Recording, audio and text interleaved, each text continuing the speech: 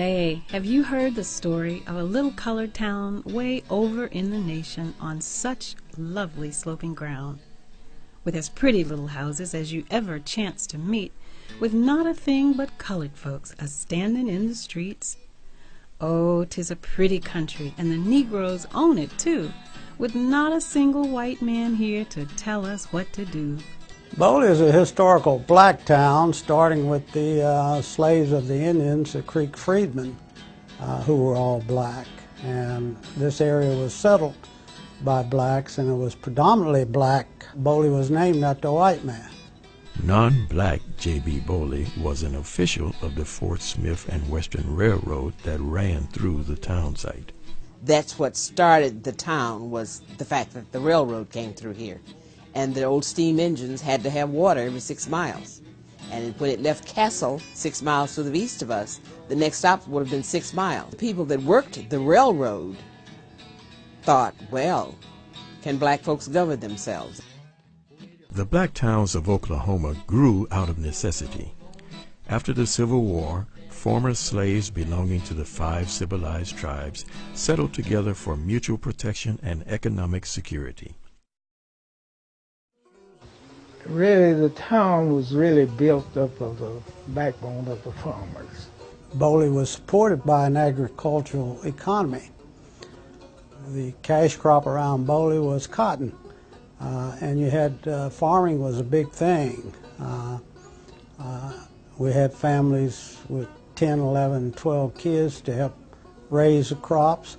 This new township of Boley was formally declared on September 22, 1904, by way of an approved application granted to the 200 citizens of Boley, Indian Territory. Boley was kind of the seat of the black community. Boley once boasted of having almost everything any other big town has. In the years 1905 and 1906, people came to Boley by the train loads. In some instances, 8 and 10 families would alight from the same train. Luggage would fill the depot platform and would be piled 6 and 7 feet high. We have a Boley Chamber of Commerce that put on a rodeo each year, and that rodeo brings in upwards of 50,000 people on any one given weekend. The first rodeo we had was back in the 30s. So we are the biggest black rodeo in the United States. Now, they have black rodeos in Oklahoma City, Houston, and LA and everything, but see, it's not a black town. You know, it's a black rodeo, but it's not a black town. We had the biggest black town rodeo in the United States. Boley was quite a thriving community when I was growing up. The streets were full, and every lot had a business on it at that time. You couldn't tell Saturday from Monday. There's just as many people on the streets on the Saturday as it was on a Monday, every day like that. I just can't believe it. When the bottom fell out of cotton, then people had to seek another source of income. And many of the farmers had to leave the farms to go to the big towns to make a living. World War II, a lot of the people migrated to the East Coast, West Coast, the war effort plants in Chicago and Detroit, and they went away. Boley never did recover from that. The population went as high as, they thought, somewhere around 7,000 people between 1910 and 1940. The population now is approximately 500 people. Oh, woman, it ain't none of my business. But you know it sure ain't right. And I will tell that fellow, whoever he may be, if you don't think we are colored, just you come here and see. Get on the Fort Smith and Western. That train will bring you here. Take any of the coaches. You have no cause for fear. Here a Negro makes your dresses, and a Negro makes your pants, and hands your mail out if you'll give him half a chance.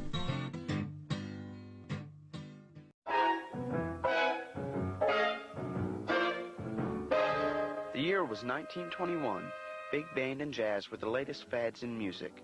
Tulsa's population had almost tripled since statehood in 1907 because of Oklahoma's oil boom. Oil derricks could be seen for miles. While the whites were getting rich off the oil, blacks were getting rich because of their hard work and determination. Black Wall Street, which today is more commonly referred to as North Tulsa, was one of the most affluent communities in America. There were 21 churches, 21 restaurants, 30 grocery stores, 2 movie theaters, a hospital, a bank, a post office, libraries, schools, law offices, pawn shops everywhere, and half a dozen private airplanes. There was even a bus system in this little community.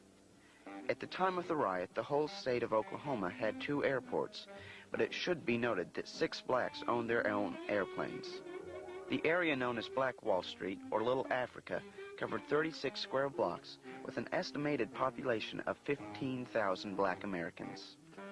It was just a quiet town, you know, just we played and had church, and it was just built up like it is now. The people over there had depended entirely on themselves, and they had their stores and their drugstores and their doctors and the lawyers and everything. They were doing very well. Greenwood has always been a mecca of businesses. It was very important to the black community that each of their children be well educated. The average black student wore a suit and tie to school because of the morals and respect they were taught at a young age. Little Africa was such a closely knit community that if a resident's home was burned down, it could be rebuilt by their neighbors in just a few weeks. That was not the case on the night of May 31st, 1921. The riot began when the whites marched to the courthouse to lynch Dick Rowland, a young black man who was accused of attacking Sarah Page, a white elevator operator. It was reported that Dick Rowland, a young black businessman who shined shoes, needed to use the restroom. Since black people were not allowed to use the facilities on the main floor of the Drexel building, he had to ride the elevator up to the 3rd floor. On his way back down to the main floor, something tragic happened. While several theories exist, no one knows what happened for sure. In one story, Dick Rowland stepped on the foot of Sarah Page, the white elevator operator, while entering the elevator, and then she started to hit him with her purse. Another possibility is that when the elevator lurched downward, Rowland lost his balance and fell into Miss Page, making her think he was trying to assault her. That she and Dick Rowland were friends. In fact, they went together. And she was in this elevator, and he went up to use the restroom, and when he came down, he went into the elevator and he stepped on her foot. And this made her mad because her foot was sore, and she took her purse and kept hitting him over the head, and he put his hands up, and that was what they said was the attack. Another theory about why the riot began is that the KKK purposely blew the incident between Sarah Page and Dick Rowland out of proportion to cover up their involvement with the riot. All I could go by is what they said. They said a colored boy and a white girl on the elevator said he kissed her, somebody called him kiss her or something like that. Now that's what they said when it started. Well, we had 6,000 members of the Ku Klux Klan at that time in Tulsa. And so they were working against Negroes and Catholics and foreigners. To date, no single theory has been proven. According to the newspaper report, blacks made an armed attack on the courthouse after hearing that a group of whites were planning to go there on Tuesday night, May 31st, 1921, to lynch the bootblack Dick Rowland. Soon after the blacks arrived at the courthouse, a shot was fired. While several stories have circulated, no one knows by whom the shot was fired. But a shot was fired, a shot that shattered forever the black Tulsan's dream of ever having a strong impact on Tulsa's economic future. This changed forever the black community. Whites broke into sporting goods stores and hardware stores in Black Tulsa, grabbing rifles, pistols, and ammunition. They went to advantageous points and shot at the blacks. And got on the streetcar, and his lights were all off. and he had us all lie down on the floor. And then he started through town. That was on the other side of the railroad track. But by the time we got to the railroad track, this is where the fight was going on. And they shot through the windows, and the glass fell down on top of our heads. And then we went on through town. All the lights had been shot out. The first fire broke out about 1 a.m. at the intersection of Archer and Boston. At the same time, a gang of whites began terrorizing the black community, knocking on doors and setting fire to the homes. Thus, Little Africa became a raging inferno. While we were under the bed, the men came in, the men with torches came in and set our curtains on fire first, and then set everything that would burn inside the house, and set the house on fire. When they were leaving, one stepped on my finger because I was the last one to get up under the bed. And one stepped on my finger, and my sister put her hand over my mouth to keep me from screaming. The majority of the riot took place along the Frisco tracks in the area of First and Archer, the dividing line between black and white Tulsa. During all the rioting, whites were robbing and looting black businesses and homes just before they were burned. At 3 a.m. on June 1st, the National Guard was ordered to travel by special train to Tulsa. Shortly after the National Guard arrived, they mounted 2 machine guns at the top of Sandpipe Hill and fired into Little Africa in an attempt to stop the riot. So he drove over to Sandpipe Hill and went up on top of it and went clear to the edge of the hill, and we could look down and see Greenwood burning. There was 35 city blocks, and they were burning and shooting, and from over on my right was a veteran of World War I, and he was dressed in his uniform and had puttees on, and he ran over and said, "Damn it to hell, get out of here, you're in the range of fire." So that scared us, and we turned around, and just as he stood up, he was shot right here through the shoulder, and he put his hand up and got his hand all wet with blood.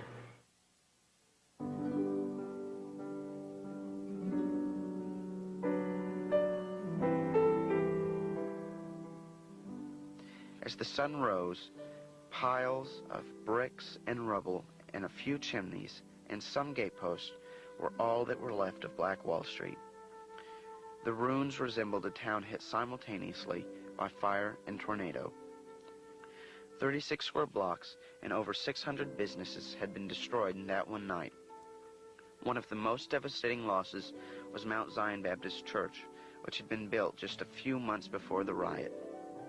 It had taken so long for the members of Mount Zion to build this new church, and now it had been taken away in a matter of moments. By midday, June 1st, thousands of blacks were held at Convention Hall, McNulty Baseball Park, the fairgrounds, and a flying field east of Tulsa.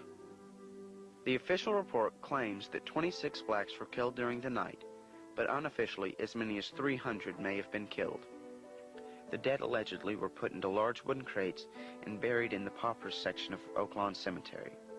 It was reported that some were thrown into the Arkansas River. The investigation still continues as to the accuracy of these statements. In the winter of 1921 and 1922, approximately 1,000 blacks lived in tent cities because their homes had been burned down. Eventually, they were moved into wooden houses where they would live until they could rebuild. In less than 12 hours, what had been a flourishing community now lay in ruins.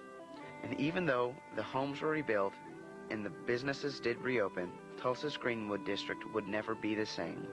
Black Wall Street was no more. A commission appointed by the Oklahoma governor Frank Keating in 1997 continues to investigate the 1921 race riot. At their meeting in November of 1999, evidence pointed to the possibility of mass graves in Oak Lawn Cemetery. The conspiracy of silences that began some 80 years ago appears to be coming to an end. Or maybe not.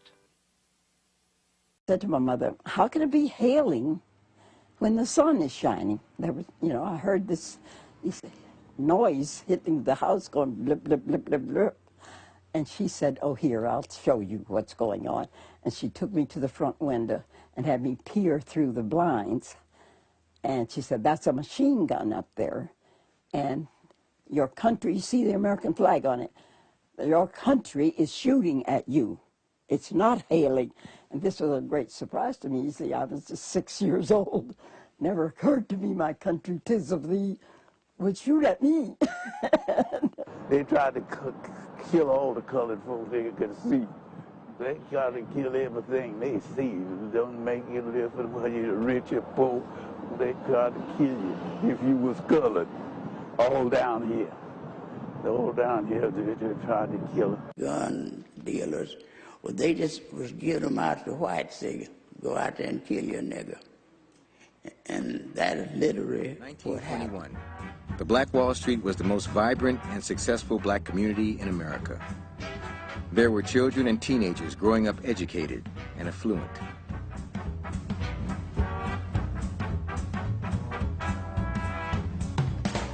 Everything was right there. So someone was asking me about going downtown in Tulsa.